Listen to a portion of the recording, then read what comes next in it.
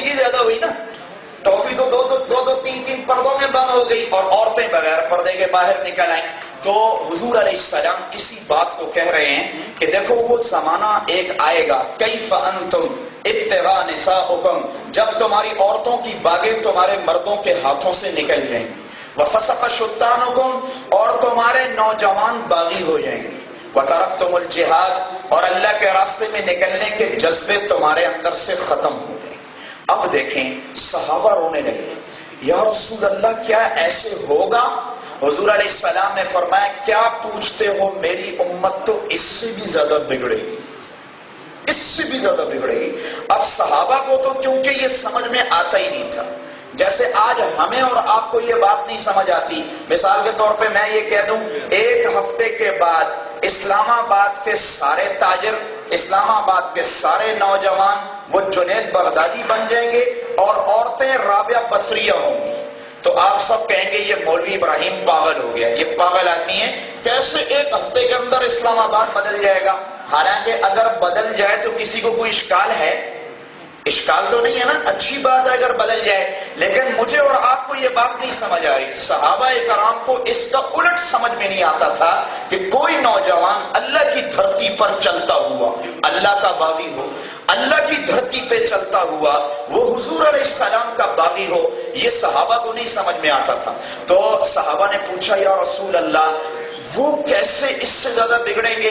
تو حضور علیہ السلام نے فرمایا کیف انتم اذ لم تأمر بالمعروف ولم تنہوا عن المنکر، تمہاری حالت اس وقت کیا ہوگی؟ ماشاءاللہ مولانا تشریف لے آئے ہیں. تو سب ساتھی اپنی اپنی جگہوں پہ بیٹھیں، اپنی اپنی جگہوں پہ بیٹھیں اور توجہ سے انشاءاللہ بات سنیں. موبائل فون اپنے، میں دوبارہ درخواست کروں گا کہ موبائل فون اپنے بند کر لیں یا سائلنٹ پہ کر لیجیے. السلام علیکم ورحمۃ اللہ وبرکاتہ.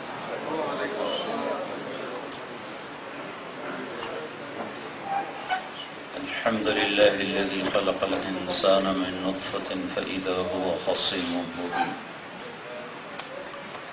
الحمد لله الذي خلق فسوى والذي قدر فهدى. الحمد لله الذي لا نحصي ثناء عليه وهو كما أثنى على نفسه. وأشهد أن لا إله إلا الله وحده لا شريك له. وأشهد أن سيدنا ومولانا محمدا عبده ورسوله أرسله بالحق بشيرا ونذيرا وداعيا إلى الله بإذنه وسراجا منيرا. صلى الله تعالى عليه وعلى آله وعلى أصحابه وبارك وسلم تسليما كثيرا كثيرا. أما بعد فأعوذ بالله من الشيطان الرجيم. بسم الله الرحمن الرحيم. من عمل صالحا من ذكر أو أنثى وهو مؤمن فلنحيينه حياة طيبة ولنجزينهم أجرهم بأحسن ما كانوا يعملون. وقال النبي صلى الله تعالى عليه وسلم يا أبا سفيان جئتكم بكرامة الدنيا والآخرة أو كما قال صلى الله تعالى عليه وسلم.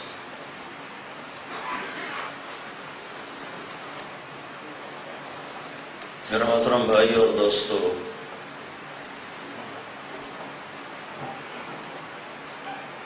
ایک طبقہ وہ ہے جو اس دنیا کو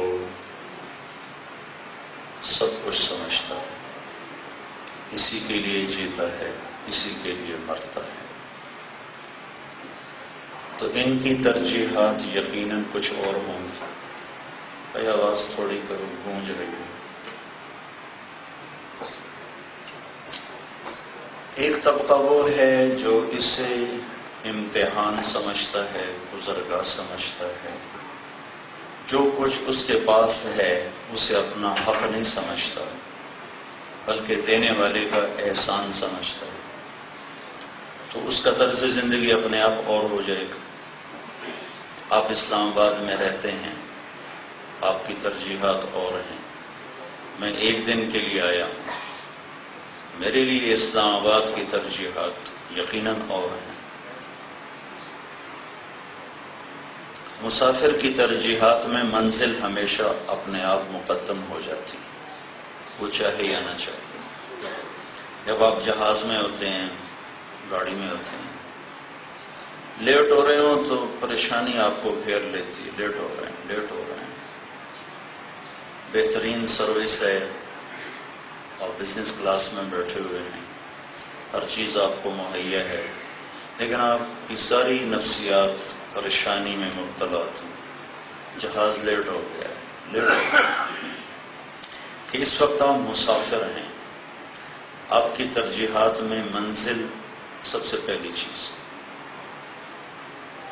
جو مسافر ہوتا ہے وہ ضرورتوں سے سمجھوتا کر لیتا ہے، وہ جہاز میں لڑتا نہیں میں تو صبح ناشتے میں گھر میں یہ کھاتا ہوں مجھے یہی مہیا کیا گیا، یا میں دوپہر کو یہ کھاتا ہوں مجھے وہ مہیا کیا گیا، یا میرے تو دوپہر کو کھانا کھانے کے بعد آرام کا میرا معمول ہے تو میرے لیے بیڈ مہیا کیا جائے۔ یہ ساری چیزیں اس کے اندر سے نکل جاتی۔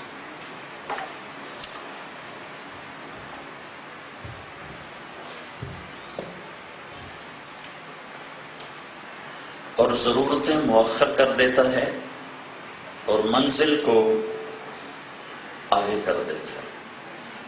چھوٹا سا باتھ روم ہے جس میں بیٹھنا بھی مشکل، اٹھنا بھی مشکل، ہاتھ دھونا مشکل، کوئی گلا نہیں، تو اتنا چھوٹا باتھ روم ہے کہ ابھی نفسیات نے جمع تفریق کچھ اور طرح کی کر رکھی ہے۔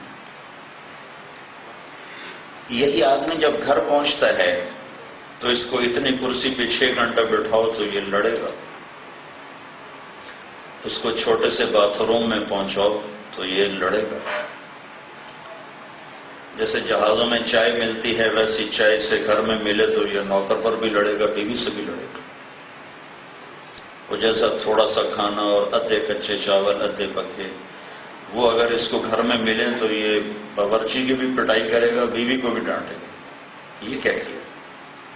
اب یہ کم تبدیل ہو گیا ہے کہ اب مسافر سے ہٹ کر وہ مقیم بن چکا ہے، اس کا رہنے کا ارادہ ہے، تو اب ضروریات سے وہ سمجھوتا نہیں کرتا۔ وہ کہتا ہے اتنے وقت پہ یہ ناشتہ ہونا چاہیے، ایسی چائے ہونی چاہیے، ایسا کھانا ہونا چاہیے، بیڈ روم ایسا ہونا چاہیے۔ یہ ساری چیزیں ایک دم اس کے اوپر اپنے آپ آ جاتی ہیں، کوئی یہ آگے پیچھے کر کوئی بٹن نہیں لگا ہوا کہ بٹن لگایا تو ضرورتیں آگے چلی گئیں اور بٹن دبایا تو ضرورتیں پیچھے چلی گئیں۔ یہ یہاں اپنے آپ ایک نظام اللہ تعالیٰ نے پیدا فرمایا ہوا ہے۔ اسی مضمون کو میں اب دنیا میں لے آتا ہوں۔